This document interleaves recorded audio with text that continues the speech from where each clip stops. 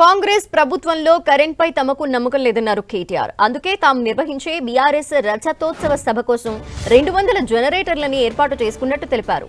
BRS సభకు కొందరు మరకలంటించే ప్రయత్నం చేస్తున్నారని, అలాంటి చిల్లర ప్రయత్నాలు చేస్తే ఊరుకునేది లేదని హెచ్చరించారు.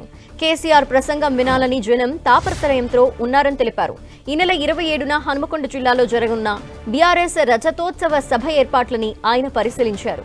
ఇప్పటి వరకు వరంగల్ గడ్డపై నిర్వహించిన బీఆర్ఎస్ సభలు చరిత్ర సృష్టించాయని, ఇప్పుడు కూడా బీఆర్ఎస్ చరిత్రలోనే ఇదో అతిపెద్ద సభగా నిలవబోతోందని వెల్లడించారు కేటీఆర్.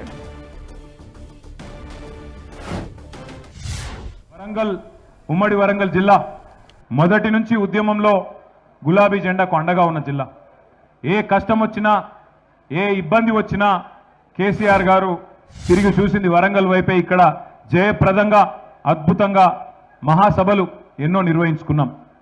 అదే పద్ధతుల్లో ఇవాళ 24 ఏళ్లు నిండి 25వ సంవత్సరంలో అడుగు పెడుతున్న ఈ రజతోత్సవ వేడుకకు వరంగలే వేదిక కావడం మనందరికీ గర్వకారణం. అంటే అన్ని రకాలుగా వచ్చిన వాళ్ళకి పార్కింగ్ నుంచి సభ చేరుకోవడానికి ఈజీగా వచ్చిపోయేదానికి ఎక్కువ దూరం నడిచే అవసరం లేకుండా, అట్లాగే వచ్చిన తర్వాత నీళ్లు కానీ మజ్జిగ కానీ ఏమైనా ఇతరత్రా చిన్న అసౌకర్యం ఉంటే దానికి సంబంధించిన ఏర్పాట్లు కానీ అన్నీ కూడా ఆలోచించి, ఇక్కడ కాంగ్రెస్ గవర్నమెంట్ కాబట్టి మాకు వీళ్ళ కరెంటు మీద కూడా నమ్మకం లేదు. ఎందుకంటే కాంగ్రెస్ వచ్చినాక కరెంట్ ఎంత అవుతుందో నాకంటే బాగా మీకే తెలుసు. అందుకే దాదాపు 200 జనరేటర్లు కూడా ప్రత్యేకంగా ఏర్పాటు చేసుకున్నాం.